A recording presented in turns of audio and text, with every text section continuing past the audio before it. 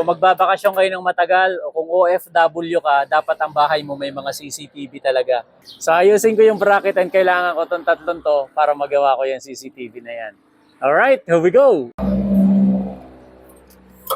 Ayan nga, inaayos natin yung ating CCTV. Papalitan lang natin yung bracket kasi kakaawa naman, tsinelas yung bracket.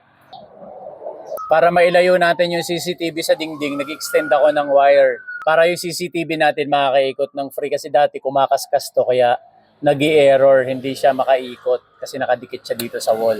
Yung CCTV kasi natin, nakatutok yan dito sa mga pintuan ko kasi nasa tabing kalsada lang yung aking gate. Kaya naglagay ako ng CCTV. Kung ang bahay mo, nasa tabing kalsada ka rin, o kaya marami rin tao dumadaan sa lugar ninyo na hindi mo kilala, dapat meron kang CCTV. Ganito yung bilihin mong CCTV. Wala pa tong 1,000 pesos, mahigit 2 years ko ng CCTV to and hanggang ngayon gumagana pa rin. Alright?